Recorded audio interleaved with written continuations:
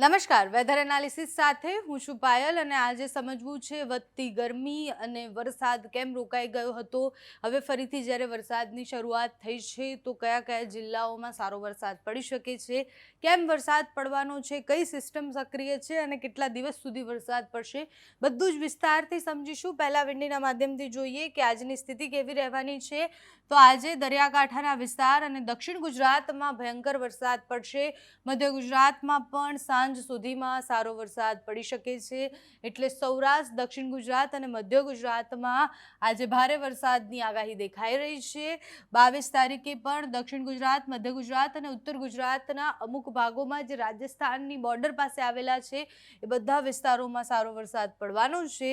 22 તારીખની જ આ સ્થિતિ છે કે જેમાં વાતાવરણ છે અચાનકથી બદલાતું દેખાય છે. સાંજ સુધીમાં ઉત્તર ગુજરાતના મોટાભાગના વિસ્તારોમાં અતિભારે વરસાદ પડી શકે છે.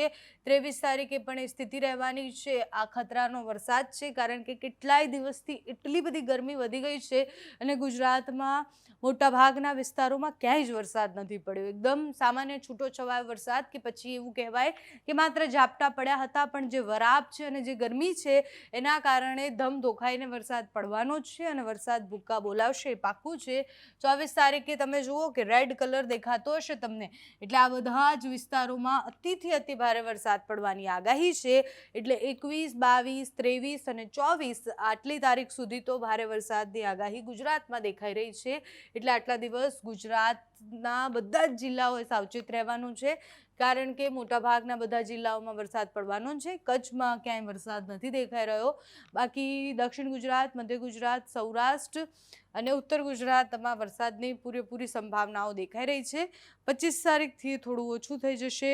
આપણે જે વાત કરી કે કેમ વરસાદ આવવાનો છે આટલો, તો બંગાળની ખાડીમાં બનેલી સિસ્ટમ જેમ જેમ મધ્યપ્રદેશની નજીક આવે, જે ટ્રફ છે જેમ જેમ નજીક આવે એના કારણે ગુજરાતમાં વરસાદ લઈને આવે છે અને સિસ્ટમ જેટલી મજબૂત એટલો અતિભારે વરસાદ એ આપણે પહેલાં પણ સમજ્યા છીએ. અત્યારે જુઓ તમે કે મહારાષ્ટ્ર અને મધ્યપ્રદેશની આસપાસ સર્ક્યુલેશન સિસ્ટમ છે એ સિસ્ટમ બહુ જ મજબૂતાઈથી આગળ વધી રહી છે, જેના કારણે સાયક્લોનિક સર્ક્યુલેશન સિસ્ટમના કારણે ગુજરાતમાં અતિભારે વરસાદ પડવાનો છે. સિસ્ટમ જેમ જેમ આગળ વધશે, રાજસ્થાન તરફ એ પસાર થશે, એના ઉપરથી પસાર થશે, ત્યારે પણ તમે ગુજરાતમાં જુઓ કે 25 અને 26 તારીખે રેડ કલર દેખાતો હશે. ઇન્દોરની આસપાસ બહુ જ વરસાદ પડવાનો છે અને 27 તારીખે મધ્ય ગુજરાતમાં અતિથી અતિભારે વરસાદ રેડ કલર દેખાઈ રહ્યો છે. એટલે ત્યાં તો બહુ જ વધારે વરસાદ પડવાનો છે. જે સૌરાષ્ટ્રની હાલત હતી એવી ફરીથી મધ્ય ગુજરાત અને ઉત્તર ગુજરાતની થઈ શકે છે તેવી સંભાવનાઓ અત્યારે દેખાય છે. કારણ કે આ તમે રેડ કલર જુઓ કે એ અતિથી અતિભારે વરસાદ સૂચવે છે અને મહિનાના અંત સુધી એટલે કે 28, 29 તારીખ સુધી આ વરસાદ રહેવાનો છે. એટલે 10 દિવસનો આ સમયગાળો છે અને 10 દિવસ અતિથી અતિભારે વરસાદની આગાહી છે. જેમ જેમ સિસ્ટમ આગળ વધશે, સિસ્ટમ જોધપુર તરફ 28 તારીખ સુધી પહોંચી છે, એટલે રાજસ્થાન થઈ અને આ બાજુ પાકિસ્તાન તરફ જતી રહેશે સિસ્ટમ. એના ગયા પછી પણ છૂટાછવાયા ઝાપટા તો ગુજરાતમાં પડવાની સંભાવના છે. 29 તારીખ સુધીમાં સિસ્ટમ પસાર થઈ રહી છે, પસાર થઈ ગઈ અને જે બોર્ડરનો વિસ્તાર છે ત્યાં વરસાદ પડશે, એટલે ઉત્તર ગુજરાતમાં એ દિવસે વરસાદ રહેવાની સંભાવના છે. પણ ઓગસ્ટના અંત સુધીમાં એટલે હવેના જે 10 દિવસ છે એ અતિભારે વરસાદના દિવસો છે એવું વિંડી દેખાડી રહ્યું છે. સિસ્ટમ કઈ તરફ જઈ રહી છે એ જોયું આપણે. હવે હવામાન વિભાગ શું કહે છે એ પણ જોવાનું છે આપણે. હવામાન વિભાગની જે આગાહી હોય છે એ સમજવાની છે, કારણ કે જિલ્લા વાઇઝ જે લોકો કહેતા હોય છે કે આ વિસ્તારમાં આટલો વરસાદ પડવાનો છે, આ વિસ્તારમાં આટલો વરસાદ પડવાનો છે, એ પ્રમાણે ક્યાં વરસાદ પડશે એ જોવાનું છે આપણે. હવામાન વિભાગ એક સેટેલાઇટ મેપ પણ આપતા હોય છે જેમાં સિસ્ટમ કઈ તરફ બની રહી છે બહુ જ સ્પષ્ટતાથી દેખાય છે. સિસ્ટમ કઈ રીતના આગળ વધશે એ પણ બહુ સ્પષ્ટ દેખાય છે. એટલે આ સેટેલાઇટ મેપ તમે જોશો તો તમને ખ્યાલ આવશે કે અહીંયા આ બાજુ અને આ બાજુ જે દરિયાનો વિસ્તાર છે એ વિસ્તારોમાં સારી એવી સિસ્ટમ જે છે મજબૂતાઈથી બની રહી છે. આ વિસ્તાર છે, આ વિસ્તાર છે ને અહીંયા બધી જ જગ્યાએ આ જેમ જેમ ઉપરની તરફ આગળ વધશે કે આ તરફ આગળ વધશે તો એની અસર દક્ષિણ ગુજરાતમાં થશે. આ વાળી સિસ્ટમ બંગાળની ખાડીવાળી સિસ્ટમ જ્યારે મધ્યપ્રદેશ સુધી પહોંચશે તો એની અસર ગુજરાતમાં થશે. આ સિસ્ટમો જે અલગ અલગ બની છે એ બંને સિસ્ટમો ગુજરાતમાં વરસાદ લઈને આવશે. એ દક્ષિણ ગુજરાત હોય કે પછી મધ્ય ગુજરાત હોય, બધા જ વિસ્તારોમાં સારો વરસાદ પડી શકે તેવી સંભાવનાઓ હવે આગામી 10 દિવસ માટે છે. એટલે આગળના 10 દિવસ તો આપણે એકદમ સાવચેત રહેવાનું છે.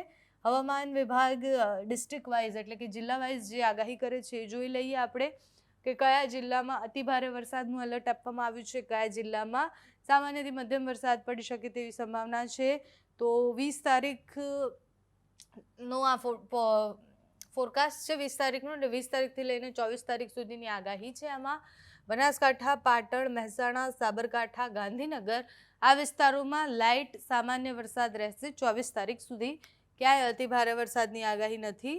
અરવલ્લી, ખેડા, અમદાવાદ, આણંદ, બરોડા, પંચમહાલ, દાહોદમાં પણ 24 તારીખ સુધી સામાન્યથી મધ્યમ વરસાદ રહેશે એવું હવામાન વિભાગનું કહેવું છે. મહીસાગર, છોટાઉદેપુર, નર્મદા, ભરૂચ, સુરત, ડાંગ આ વિસ્તારોમાં સામાન્ય વરસાદ રહેવાની સંભાવના છે. અતિભારે વરસાદ ક્યાંય નહીં પડે. જોકે નવસારીમાં આજે હેવી રેન ભારે વરસાદની આગાહી કરવામાં આવી છે, યલો એલર્ટ આપવામાં આવ્યું છે. વલસાડમાં પણ આજે યલો એલર્ટ આપવામાં આવ્યું છે. તાપીમાં 24 તારીખ સુધી ક્યાંય વરસાદ નહીં.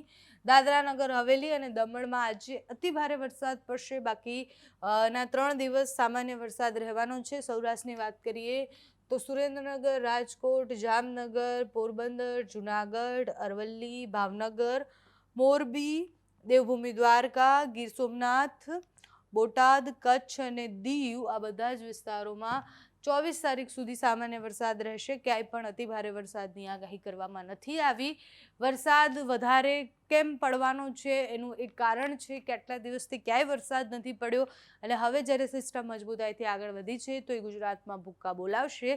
અત્યારે એવી સ્થિતિ વિંડીમાં દેખાઈ રહી છે. હવામાન વિભાગ પોતાની આગાહીઓ બદલતા રહે છે. દર 3 કલાકે પણ આગાહી બદલાય છે.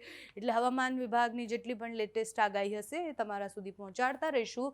તમારું શું માનવું છે, તમારા ત્યાં કેવો વરસાદ પડી રહ્યો છે, અમને જરૂરથી કમેન્ટ્સમાં બતાવજો. અત્યારે આ વિડીયોમાં બસ આટલું જ.